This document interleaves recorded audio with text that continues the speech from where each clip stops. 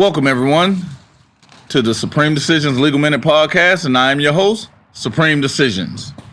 Well, today, for you guys that can actually see me, you can see I'm at a park area here in Georgia. And, for whatever reason, I actually still like being outside, even though we're putting together a new studio, and we're offering ourselves an opportunity to grow beyond where we were at and even grow beyond where I thought we would be in the respects of the opportunities are coming. I'm taking advantage of many of them. And I'm also thanking you guys for making it possible for those advantages to be taken care of. Well, let's go ahead and just dive on into it a little bit. I've been dealing with a lot of people that have been calling me and writing me and emailing me. Yes, people actually still write letters. Don't know why, but it is what it is. They have been having open forum discussions on places like Clubhouse and Twitter Space and even Spotify Green Room, which I have, my own rooms on these platforms. So you're welcome to join. We don't have set times for those yet, but again, that's the purpose of this growth prospect for the most part. But the context of the week, or of most of last week, was Habeas Corpus. Now, many of us have no real understanding of what that is or what it could be or how it's performed and who does it affect, how does it affect, and all of these great things. And I think I've barely scratched the surface of habeas corpus. I think I did one video on it in 4 years and kind of just talking through it, not to it. But today you have an opportunity to get deeper. And for those that can actually fathom this, those that have signed up for the masterclass, you will have an opportunity to go even deeper than this discussion. Because today, when I speak about habeas corpus, I'm going to throw things at you that are still surface level. In the masterclass, you're going to understand what habeas corpus is.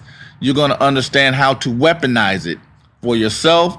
You're going to even have an opportunity to help others in their ventures for habeas corpus. Well, like I stated before, habeas corpus is the best and only sufficient defense for one's personal defense or personal freedom. What the hell does that mean? What happens is we all look at, let me do this.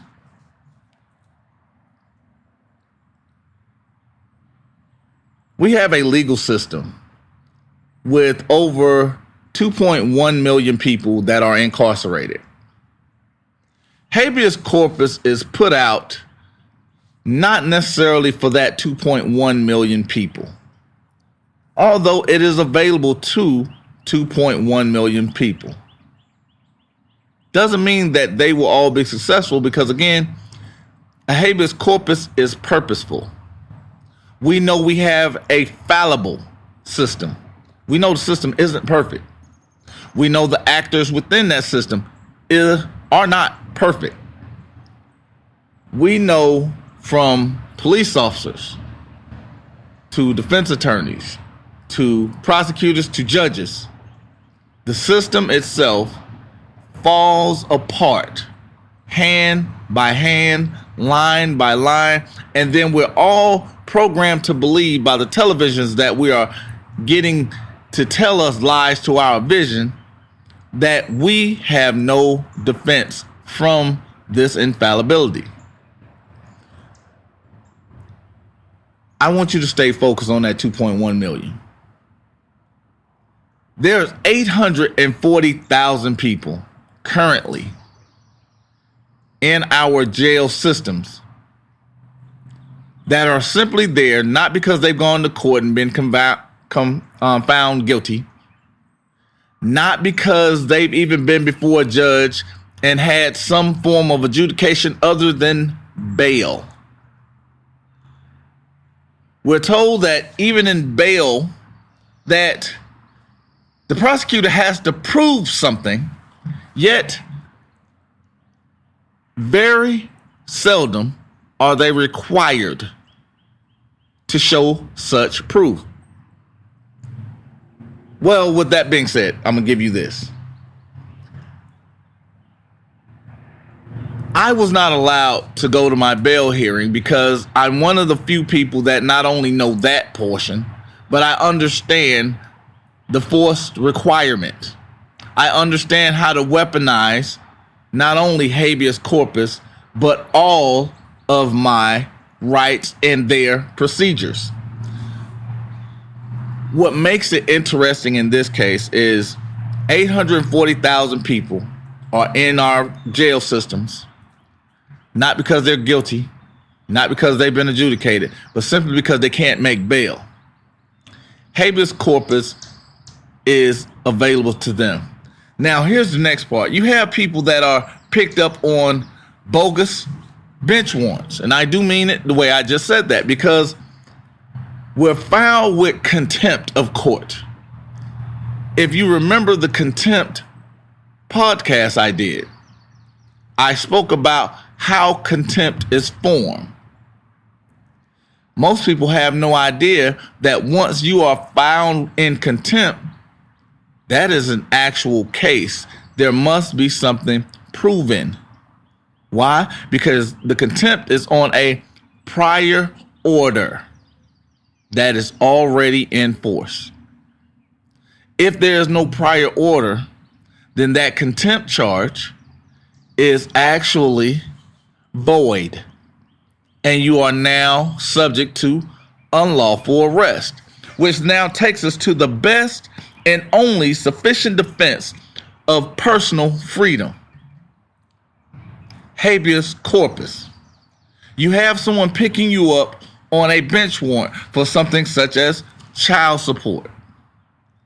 Habeas corpus is one of those things that I actually spoke about from Latin in law, because it simply means this: bring forth the body, or in some cases, you have the body. Habeas is have. Corpus is body. So what you're doing is you're going to challenge the legality of an inmate's restraint of liberty. I want you to listen to that, because a lot of people that I've listened to and even watched and even kind of helped, they use the fact that I'm going to use a habeas corpus. The habeas corpus is to challenge the legality of an inmate's restraint of liberty. An inmate's restraint of liberty. I'm going to keep going in that. Basically, this also happens when you have one of these police officers that do something as simple as make a decision, offer their own discretion. Whoops, their willful act by subjecting someone to felonious conditions. That's why when they're giving you instructions absent a crime, it is a Fourth Amendment violation. When they're doing your pat downs absent a crime or probable cause to arrest, which only comes from a crime which is required for standing. All of these things, if it's absent, it is an unlawful arrest, and you can exercise habeas corpus.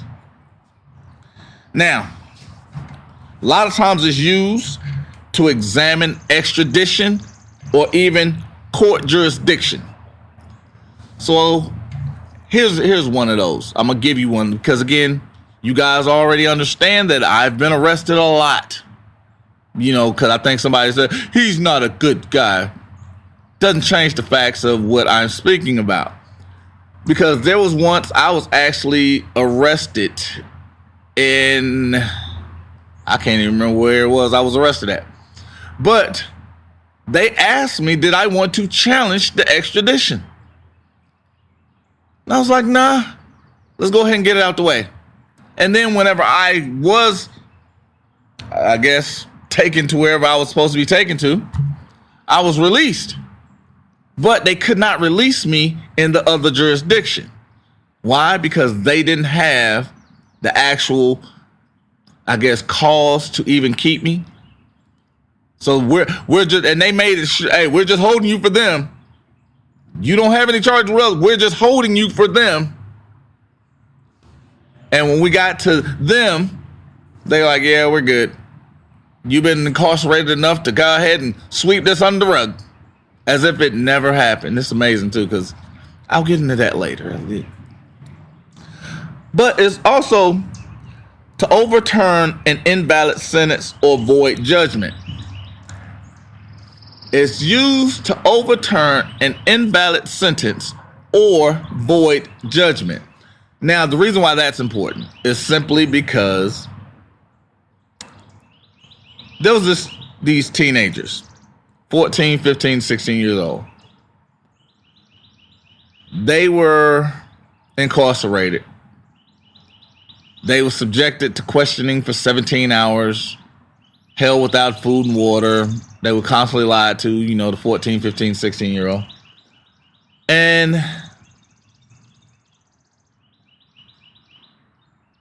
the prosecutor actually knew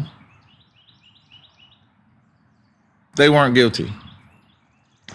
They each filed for habeas corpus. 2 of them won their cases, in which it actually offered them another opportunity for the prosecutor to continue prosecuting them, even though she knew they were not guilty of the crime that they were being charged with. But she was stuck with this thing called a confession.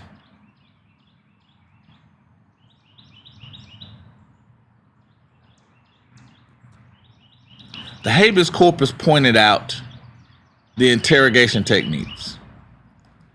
The habeas corpus pointed out the subjecting these children to not only adult conditions, but to felonious conditions.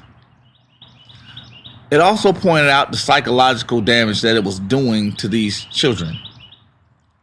Because, the interrogation itself is designed to fatigue and force one into a state of the inability to think for themselves.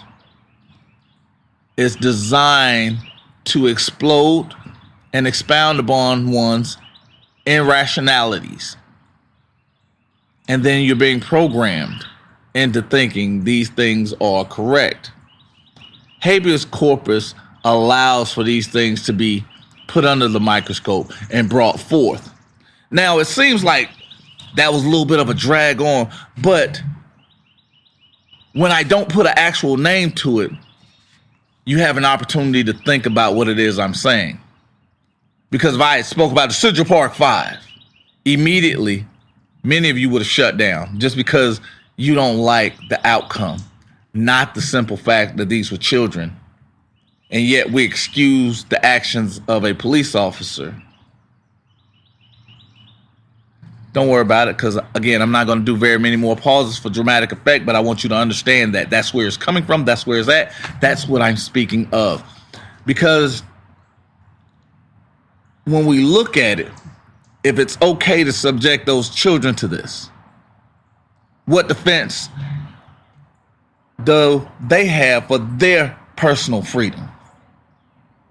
If they're willing to subjugate children to these type of offenses, what is their best and only sufficient defense for their personal freedom? Now, I actually went back and I sat down and I thought about that. Their sentences were invalidated simply because they were over-sentenced. When I spoke about child support, someone incarcerated for child support, and we talk about the reason they're in there is for a default judgment. What if that judgment is void? I've actually said that previous in like the first year I did this on here. understanding when I did the video about the child support from default judgment, a habeas corpus is actually set up to explore the voidness of that judgment. What if I give you something else? Because again, we're in a state, nation, country where it is illegal to imprison one for a debt. Las Vegas. But we are imprisoning men, and in some cases, women, for a debt, such as child support, if we go to North Carolina, for other debts that one has incurred. Say that one more time. Nevada has a debtor's prison. The state of North Carolina has a debtor's prison. Hell, if you actually let Georgia tell it, they don't. Yet, Georgia has one of the highest number of men incarcerated for child support, which is a debt, not a crime. I'll get into that. But a habeas corpus is one of those things that go after those default judgments or void judgments. Now, here's where I spoke about the 840,000. A habeas corpus is used to or address a denial of bond or its amount. Because remember I told you, in order to hold someone or have a high bond amount, the prosecution must prove that that person is a willful participant and likely to run, or they are a danger to society. Now, here's the thing. Because my record in some cases, in most cases, were thrown out and expunged and vanished, they couldn't say I was a danger to society. Well, now they can no longer say that I'm likely to run. Why is that? Because remember I did a video and I talk about habitual behavior or habit behavior. That's actually a thing. My habit was to show up each and every time I had a court date when I was facing more than 2,000 years in prison. I'm gonna say that one more time. My habit was to show up when I was facing 2,000 years in prison.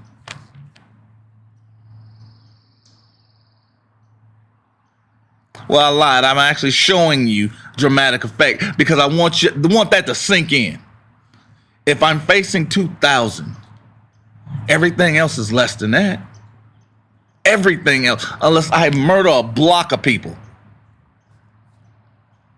I'm showing up. I'm coming to fight. So now they don't have any reason to deny me bond. Whoops. But they know they now have to prove it if I'm standing there.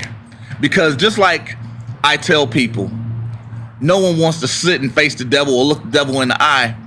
It's more difficult to tell a man that's 300 pounds, 6'4", that doesn't smile, that he can't have what he wants. When they're staring me in the face.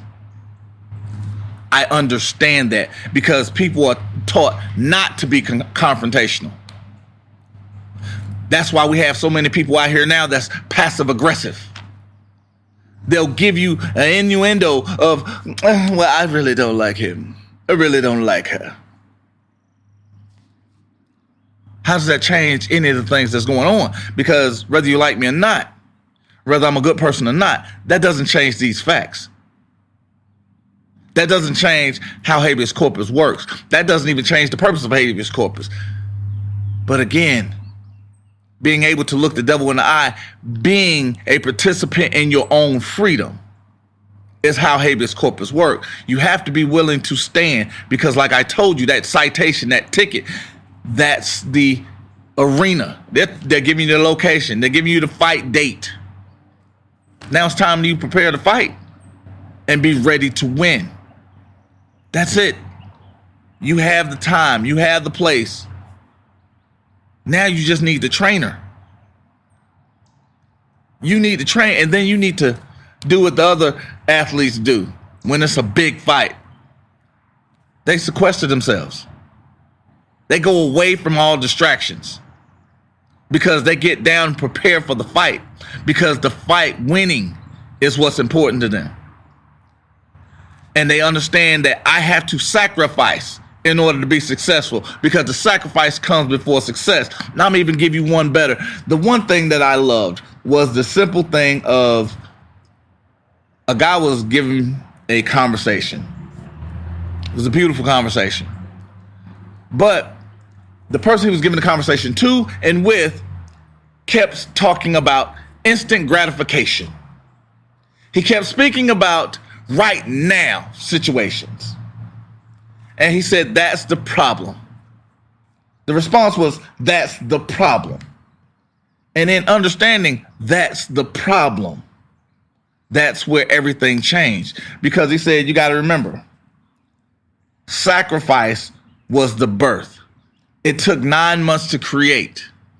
You came through blood, sweat, and tears. Brought me to the what do you call that? The passage of Boaz, the prayer of Boaz. He was born in pain. That pain, that sacrifice, that suffering was before success. The success is actually the birth. And also, the one thing I speak about is the challenges. You are going to be challenged because you can't put new wine in old wineskins. You have to be willing to lose something to gain everything. If you won't sacrifice now, you will give up everything later. These are the things that I constantly speak about, because these are the things that I've manifested in my own life. These are the things that I've not only experienced, I actually live by right now. And here's the thing. When we're talking about the habeas corpus, it's only for those restrained from their liberty that may file a habeas corpus petition. Say that one more time, because again, whenever I spoke about it before, the challenge of the legality of an inmate's restraint of liberty. So it's only for those restrained from their liberty that have an opportunity to file. So when I'm talking about those addressing the denial of bail, those that are addressing the amount of bail, those that are addressing the void judgment, those that are addressing the invalid sentence, these are the people that are currently being held without just cause. Understand, all of these go on together, and it's based upon a denial of rights under the Constitution. Understand that every state's constitution is based on the federal Constitution. Understand that, because federal law is what guides each and every police officer, government agent. Because as I've gone through this, the one thing that you've noticed is federal law has not changed. Because when we talk about the fighting words doctrine, that holds steady in Georgia. It holds steady in Texas. It holds steady in Illinois. It holds steady in South Carolina, California, Florida, of all places. But it's the understanding. These are just baselines. So understanding where the baselines are and where everybody has to get to. I can set up all kind of stupid obstacles, but at the end of the day, I still have to be able to have a roadmap to get there. That's what this is. So while they're being guided in how to make sure they can manufacture money from you, I'm showing you how to make sure you can be left alone and keep yours to you. Working towards your dream, building your future, not theirs. Understanding how you can force them to be the people they said they were going to be. Now, I'm gonna give you something. Because, again, a lot of people don't take into account day 140,000. Because when we're looking at the microwave portion of it, a lot of us make right now decisions. We don't make decisions that affect 10 years from now, 20 years from now. Because we look at them as inconsequential. Why? Why would we consider something as significant as an arrest when we're living paycheck to paycheck as inconsequential? I actually spoke about this because I gave you an example of the issues with the voting bill as it stands. I even gave you my own experience based in that voting bill as it stands. A lot of people looked at it and like, well, that's not fair. You should be able to do this or you should be able to do that. And then when you use things like the immigrants are voting illegally. My question is, those that are even legal are having an issue. So how can you say that they're doing it so easily? Unless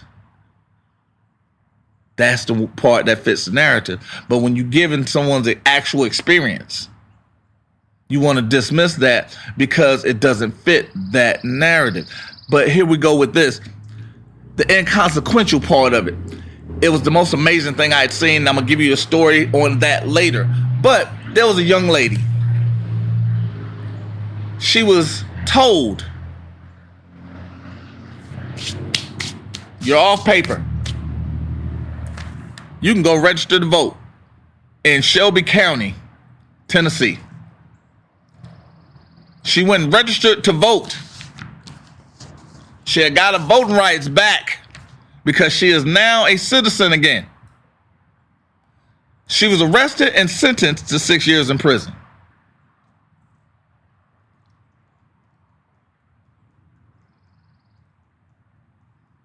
She didn't vote illegally.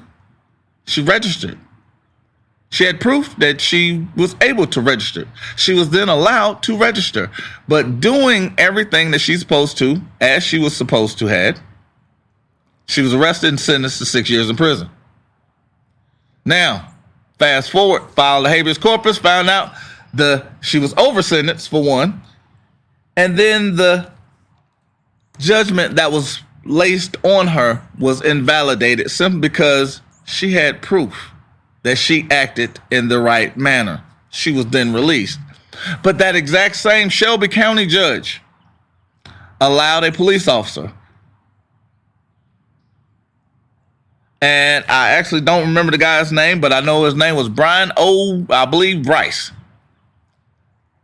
Brian O'Bryce actually forcefully raped a 14-year-old girl while he was a police officer. The age of consent in Tennessee is 18. This young lady is still not 18 yet. This judge that sentenced this woman for attempting to vote to 6 years said this police officer should not be punished for raping this child.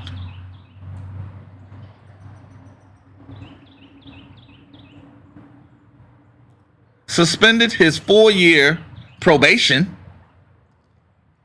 and allowed him to go on his merry way because he shouldn't have to suffer. He doesn't have to register as a sex offender. He gets to go on about his life. And in 3 years, this actually comes off of his record altogether.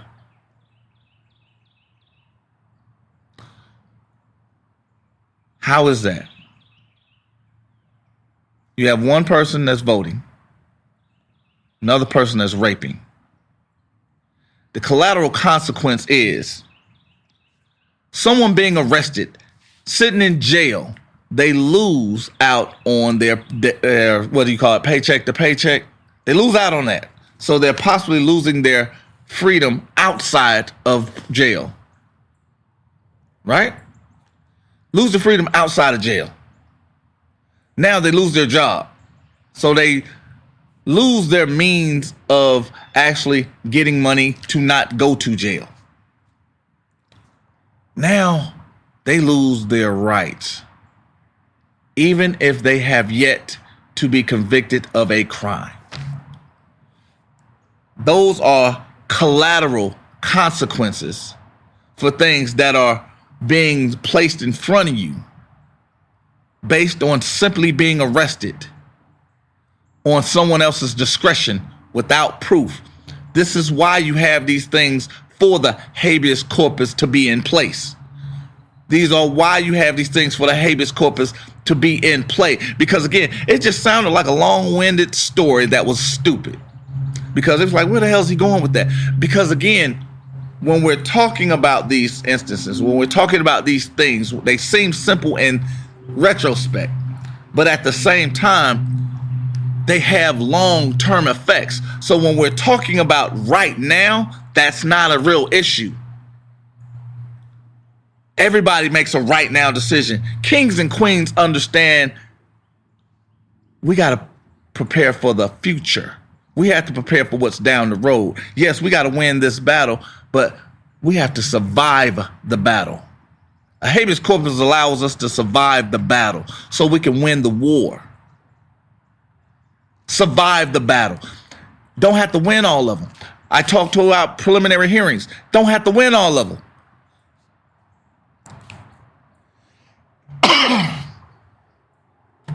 Let me get a little swig of my rock star, so some of y'all can say I'm do a little. There we go, rock star. Want you guys to understand, but just let that sink in for just a second. Oh God. Just let that sink in for a second. We're sitting up here, and we're eyeballing these things, and we're losing understanding because we're looking at right now effects. We're not looking at the effects that happen down the road. And that's where it matters the most. Because you look at the Central Park Five. What job were they going to get? They were in jail for 10 years. What effect were they going to do? Because they were teenagers when this happened. They were young teenagers, 9th and 10th grade. What kind of job were they actually going to have? What kind of life were they going to have now when they get out? What skill do they have? What skill have they gained? But the habeas corpus was used to weaponize their freedom because it was the best and only sufficient defense for their personal freedom. So when we're talking about these things, when we're gathering these aspects, it's understanding these are all parts of war. All of these are parts and tools for battle. That's what I'm preparing you for. Whether we're doing the listening, whether we're doing the watching, it is all the exact same thing. That is what I am here for. Many of us want to chime in and talk about this and talk about that, but we don't know the groundworks or even rules for what we're doing, because I'm about to give you something else. The habeas corpus is used to challenge ineffective assistance of counsel. And I try my best to emphasize assistance, because you are the boss. You are the one cutting the check. Excuse me. You are the one that makes the decision. If they don't follow it, there are consequences. But you are the one that must employ that consequence, because you are sitting in the king's seat. The judge works for you. The prosecutor works for you because you are the public. The judge is voted in by the public. You. The defense counsel works vigorously in assistance with you because you are cutting the check not for their actual service, but for their expertise. That's why it's an assistant. They're not the head. They are just part. That's it. They follow instructions. Now, many of us don't know anything about business or how to run a business or how to run anything that has any significance. That's where the problem lies in, because we don't know how powerful we are. So whenever I did the poem and I talked about it is not our darkness that frightens us the most, it's our light. It's the simple fact that when we find out how strong we actually are, we become petrified, because the more strength we have, our very strength invites challenges. As we get stronger, as we get better, the challenges become greater. As we achieve challenge after challenge after challenge after challenge, we then have an opportunity to sit back and look and say, you know what? I did that. And now every time we get that same challenge, it's easy now because we're strong enough to overcome that. These are the things that we have to understand. We have to find out what is turning on our light and how to keep it on. Because even my niece came, my little light of mine, I'm gonna let it shine. This little light, it got on my nerves, but I understand because I don't want to ever extinguish that light. Because as long as she believes she's that light, as long as she allows that light to never be extinguished, as long as she believes that she's powerful, she is. As long as you believe your light is shining, it will. There will be a lot of people that try to extinguish it.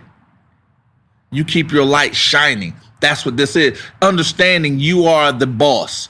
You are the king. You are the queen. You're sitting in the king's seat. Everybody wants a shot at the king.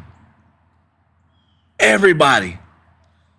And just like one of the things that actually had me rolling was, I actually said it the other day, and it was funny because my son, he was like, yeah, I'm the king, I'm the king, I'm the king. And I told him, like, no, you're not. And I went and roughed him up a little bit. And he cracked up laughing. And I told him, his mom looks at me and I said, sometimes the king has to show these peasants why they're king. It wasn't that I was physically stronger than him, but it was because I understood the guy's war. I understood strategy. These are the things what made him a prince. It's because his succession is going to be based on his strategy, on the kingdom, and how to keep it surviving through battles so he can win wars. One of my favorite artists, or the hell, Caesars for the most part, is Marcus Aurelius. I actually sat down a few times and I've read Meditations. If you have an opportunity, Meditations is a great book to read. It's one of those books that's long. It really is. But it gives you insight to understanding how to keep that light shining. Because it teaches you about focus. Regardless of what's going on the outside, the focus remains steadfast. And it allows you to become greater than you are right now. And that should be the actual consequence and also the goal for what it is that you're trying to do. So when you're talking about the illegal or the ineffective assistance of counsel, it's remembering they're assisting you. They have to follow your instructions and they have to vigorously defend you in the manner you choose. Now, to go deeper into that, it can go into even if they're in court and they fail to object to something. Because even if their expertise tells them, no, we're not going to object right here. I've actually fallen into that category. I had an instance where a police officer was yapping. And my brother's attorney tapped me, hey, you first chair. You have to object. And I told her, no. Let him talk. Now, did he say some damning stuff? Absolutely. The problem is, I understood what my objective was. I didn't object because my objective was the one that meant something.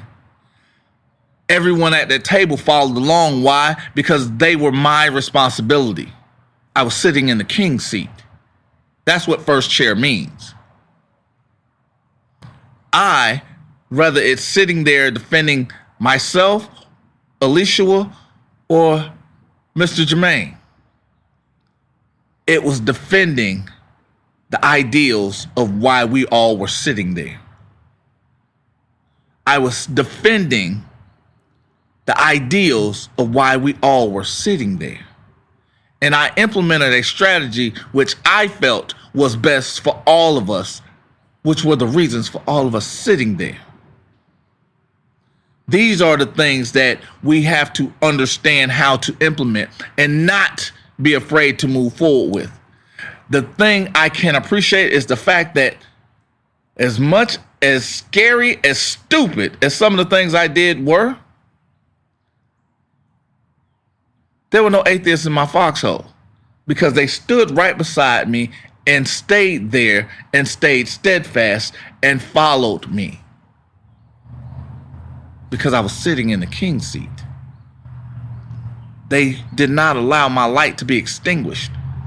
Even when it got dim, I got a phone call. Had another one of my brothers call me and said, damn that, I don't have to be there, but I know who you are.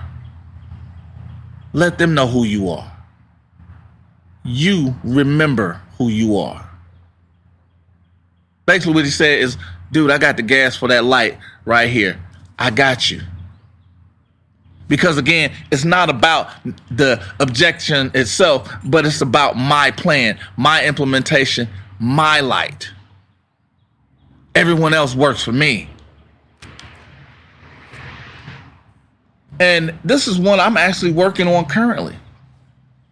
The failure of your vigorous defense to pursue an appeal.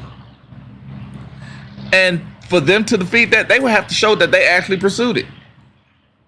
Which is actually funny because most of them don't know that they have to do that simply just to do that. And if they actually did. But anyway, here's the great part about it. It's still a part of ineffective assistance of counsel that allows in this habeas corpus. One of my favorite, illegal search and seizure. Now, if you're not following me on a couple of my other social medias, you're probably going to see it in a little bit because I'm going to talk about this one because words have power and it's understanding the training. Remember I told you they were trained to be deceptive because they're revenue generators, not police officers. But the verbiage, you know, as one like, I am afraid for my life. Stop resisting. He's got a gun. You know, all those little colloquialisms that, you know, we randomly hear all the fucking time. But I'm going to give you one more. So you don't mind if I search you? Open-ended question because damned if you do, damned if you don't. But I got something for that. And it's kind of easy. And it was one, matter of fact, I'm going to give it to you now. So you don't mind if I search you or your vehicle? I do not consent. It was the first thing my youngest son said to me. I said it so much, I do not consent. I do not consent. Go pick up your toys. I do not consent. Well, you're going to get beat up if you don't. I do not consent. I do not consent. I do not. It got on my nerves, but it wasn't for him right then. I do not consent. It's for him as 10, 11 years old. I do not consent. It's for him at 30 years old. I do not consent. It's for him at 50 years old. I do not consent. I do not consent. I do not consent. Because if I know there are only two ways a police officer could, pat you down, search you legally, is one, your consent. You just withdrew that from any aspect. Or a judge. Why? Because they're not smart enough to determine what probable cause is. Not my words. It's a Supreme Court case I say all the time. That supports another Supreme Court case that I say all the time. But the funny part is, when we're talking about it, it bleeds into this next reason for a habeas corpus, and that's insufficiency of evidence or circumstantial evidence, both of which are not evidence. Now, when you're talking about circumstantial evidence can lead you into something that can be called an Alford plea, which is Alford v. North Carolina, which allows you to say, hey, I'm still innocent, but let me leave a little leeway to where I can actually get out of this shit later. You know, kind of leaves me. I'm going to go ahead and plead, but I feel I'm innocent. So I'm doing an Alford plea. I'm going to go ahead and take this time because I don't see a way out of this. And that's generally because corruption, for the most part. Because if you're vigorously defending because I've never seen it. Line by line, precept upon precept, when you're going procedure by procedure by procedure by procedure, it is never followed. Why? Because it is not properly practiced. It's not properly taught. It's not putting them in a position which allows them to actually be successful at the thing that they're doing or attempting to do. Yet, none of us challenge it. And then when we do challenge it, we're the problem. And therefore, we don't look or seek out confrontation or even the ability to say you were wrong. These things are generally going to pop up because we're being arrested for things that aren't crimes. Things where no one has standing. Like jaywalking. That's a safety issue. That's not a crime. No one has standing because there's no injury. But again, these are things that we're criminalizing because, yes, people are going to jail for jaywalking. I actually had an incident which was hilarious to me. And it was hilarious later because it was a cop that was stunned by the response. The guy asked me, he said, matter of fact, it was when I was arrested for the RICO. He asked me, when was the last time you was arrested? And I kind of chuckled because I said, hell yeah, I was arrested about 2 years ago because the police officer said my grandmother's truck wasn't properly registered. Now, that's also a funny story, but I'll get into that later. And the cop said, nobody gets arrested. This was his God-honest response. When I said, they said, nobody gets arrested for not having registration. Said, worst case, we'll tow the truck. He said, where were you at? I said, in front of my grandmother's house. And I literally got into a car accident in front of my grandmother's house. So, yeah, I'll get into that later. But he said, no, that's not gonna, that didn't happen. So when he looks it up, he goes, oh my God, he did arrest you for that. And then he goes, oh my God, you've been arrested for some of the stupidest shit I've ever seen in my life. And he said, you must be like an ass. I said, most of the time I just don't talk. I said, I'll say a couple things and I'll leave just like I did you. And he goes, oh, you're being arrested because they don't think you're going to do anything. I said, that's why it's been 3 years since I've been arrested. I'll let you catch that later because when it come back around, I'll let you catch that because it'll be on your second or third time when you catch that. So now I'm arrested for the RICO. It goes on, blah, blah, blah, blah. I'm home, October 25th, 2012, 1:04 p.m. AJC, let's get it. Anyway, we're going to another reason for the habeas corpus is the conviction of an unconstitutional statute. Now, I've never gone into what actually makes these state statutes law or constitutional. Simply being just to give you an example.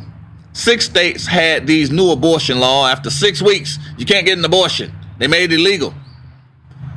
They made it illegal for an elective surgery, which an abortion is deemed, after 6 weeks, when the standard was set at Georgia v. Borden or Georgia v. Doe on the same day of Roe v. Wade.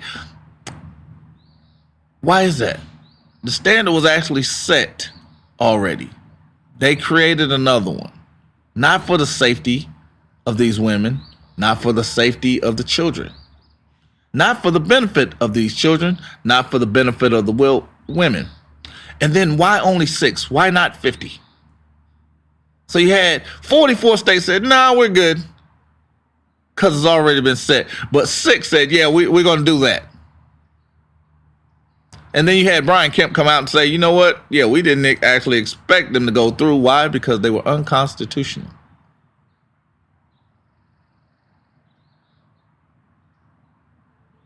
Why is that? Why did they not expect, the 6 not expect that to go through? Because even every aspect of understanding the statute itself, understanding what created it, understanding the reason the programming is working. There was no resistance. That's why it went through on the 6th. They didn't expect it to go through. It performed better than they had ever planned. This was something that I'm actually, for those of you that are catching the code that I just dropped, that was actually something that was said in 1964. It's going better than we actually even planned this shit. The resistance is not there. The revolution will not be televised. That was my thing. That was the thing that we were going through in the 80s. The revolution will not be televised.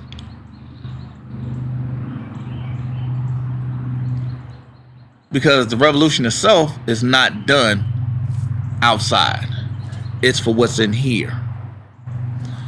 Most of us had no idea what we were talking about, what was being expressed to us through the Matrix.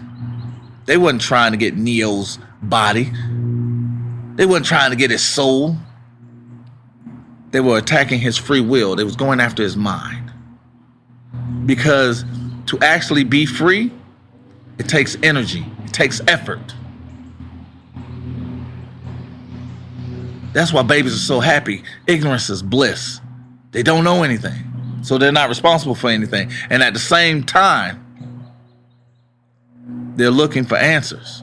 They're looking for guidance. It's only when that guidance stops is when they become derailed. And their light starts to dim. But see how we're working on this again? Anyway, we're going to get to the last.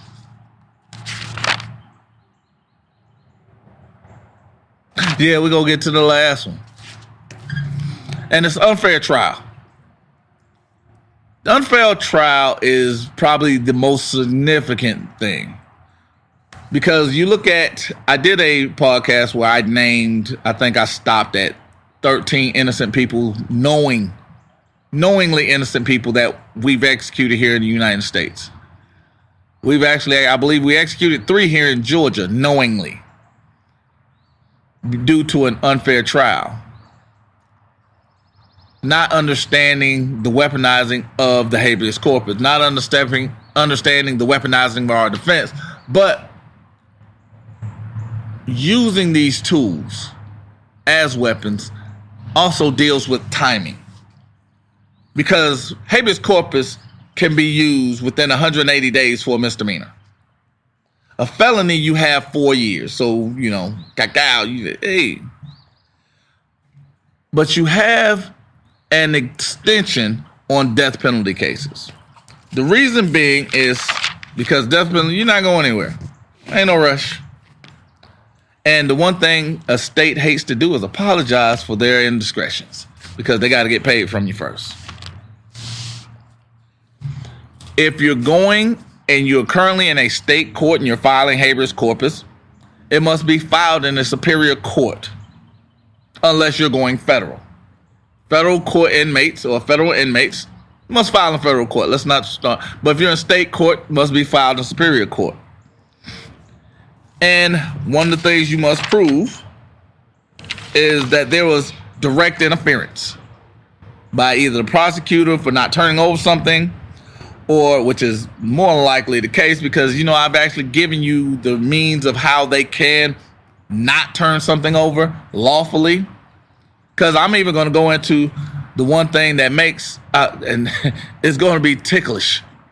It's going to be ticklish because what makes a cop saying something a lawful order, and you'll be surprised that none of them know. That's the one thing that it's so funny because they have no idea what a show of authority is.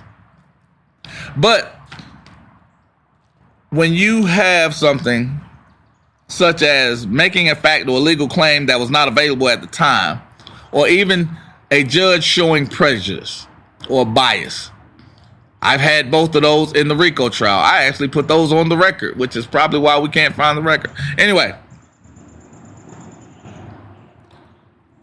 what makes this difficult to beat, because again, knowing is half the battle, and like I said, I'm wrapping this up a little bit.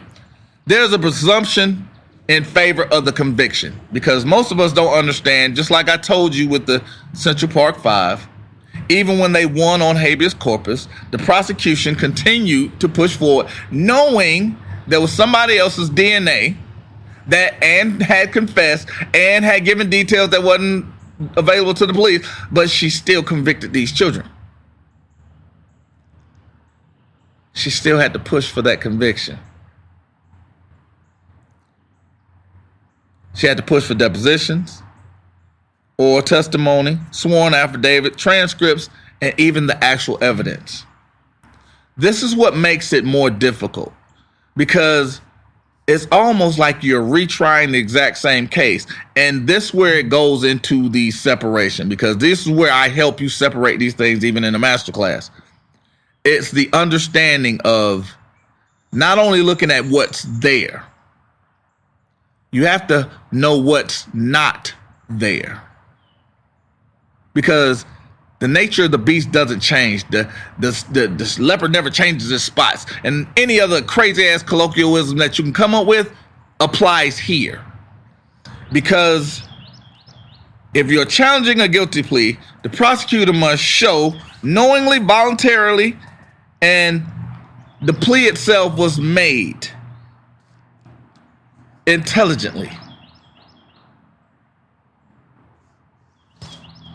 and voluntarily. What happened is knowingly and intelligently made. Those two generally are a lot because you signed it. The voluntarily, because you remember mens rea, the guilty mind. Remember I talked about the tactics. 17 hours without sleep. You know, it's called sleep deprivation. Not giving food or water. These are things that are used at Guantanamo Bay for torture interrogations. This was used on a 14, 15, 16-year-old child. 14, 15, 16-year-old child. 14, 15, 16-year-old child that made a confession. How can it be voluntarily when those tactics were employed? So it's not only what's there, it's what's not there. You have to attack the arrest time. You have to tack on to the time of the actual voluntary confession. That's a lot of time. Then you go into the age. These are things that are done not only through retrospect, but it's understanding it's not only what's there, but what's not there. Because even in the guise of this, if somebody's taking the trial for something that would actually interject double jeopardy, when you go into a place such as this guilty plea and it's done through self-incrimination, you know, when a police officer tells you a flat out lie, when you file for a speedy trial and it is not obliged for a lawful reason, when you actually have a biased or impartial jury, when you do something like jaywalk and there are confrontation issues, no standing, you're in jail for something that there is no victim to. Cruel and unusual punishments and due process concerns. Due process concerns, ineffectiveness of counsel, speedy trial issues are probably going to be the one thing or the things that are going to stand out the most when you're filing habeas corpus. The reason being is because, one, the Tommy Sotomayor question. He gave you a pyramid of 5. He gave you the top, but we know that it's flipped around and inverted. We have the police officers who don't know law. You have the prosecutors who don't care about law or evidence. You have defense attorneys that don't defend. And then you have the judges that don't care either way. Why? Because it's about revenue. And then we have you who don't fight back. That's the 5. So when we're looking at issues of sentencing, due process, the key component is you. your willingness to fight back. Because I could actually go through another podcast on its own for cruel and unusual punishment. Because these are pretty much cries from inmates that are on death row, that are lethal injection, that are electrocuted. Because again, the reason why the death penalty in most states are abolished simply because when you're poisoning something or you're using a system of absolution and a system that is highly fallible, it becomes a problem when you're executing men and women that you know are innocent. We're having a permanent solution to something that doesn't have a permanent standing. Now, one of the things that you can do, because again, I told you I'm going to go deeper in the masterclass, but one of the things that you do is immediate release from unlawful impeachment. It must be filed against the holder of the inmate, which is usually the warden. Now, federal statutes provide federal courts authority to habeas corpus relief for state prisoners. And that's 28 U.S.C. 2241 through 2256. Now remember, petitioner must be in custody when filed. And the petitioner must have exhausted all forms of relief. Must be done in writing and signed by petitioner or someone acting on the petitioner's behalf or the behest of the petitioner.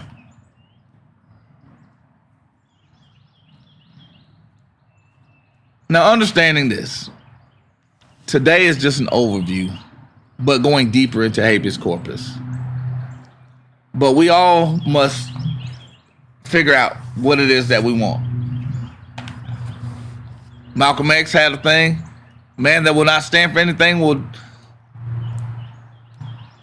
die. I can't even remember right now. I immediately went blank. A man will not stand for something will die will fall for anything. A man who will not stand for something will fall for anything.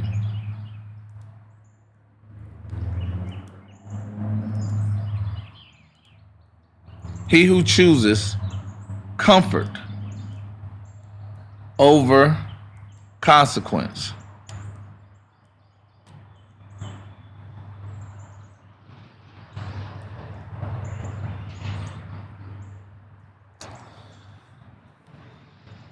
I wanted to sound intelligent at the end of this thing. It's just not working for me right now. But I want to leave you guys with something.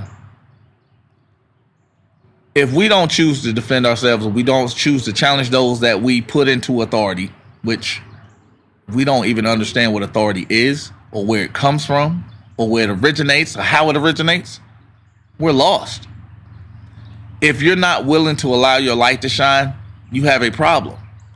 Because if you're willing to concede everything that you build or do, or if you're willing to just hand over everything that God gave you, you don't deserve anything.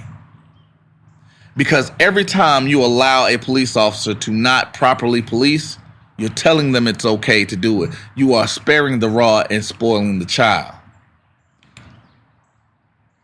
You're either part of the problem or you're part of the solution. Every time you look the other way when someone does something that's out of line, that is quote unquote in a position of authority, you are telling them that it's okay to continue doing it. And it's not just you that they're going to affect. It's going to be those that are around you and everyone that looks like you. Because it doesn't get better by ignoring a problem. You have to address it head on. You have to be willing to confront those that are putting themselves in confrontational situations. So understand this. You have an opportunity to be free. You have an opportunity to live as you wish, as long as it's not affecting the outcome or earthliness of others. You have a freedom to choose you. But when you're forcing those beliefs onto others, that's where the problem comes in. So when those beliefs are being thrust upon you, you have the right to reject them. That's why you don't have to participate in the police investigation. That's why you have the right to remain silent. That's why they are in service to you, not the other way around. That's why if they give you instructions absent a crime, it is illegal. That's why if they tell you, I'm going to arrest you for not participating, not cooperating, interfering in an investigation. The simple question is, what are you investigating? Because I don't know doesn't get you a warrant. Is may I pat you down as I don't consent. Do you believe I have any weapons? I don't know will not get them a search warrant. Because ignorance is only bliss in the eyes of the Lord. So at the end of the day, if they're not properly policing, they need to be taking off the uniform and giving back everything that they've given was taken from you.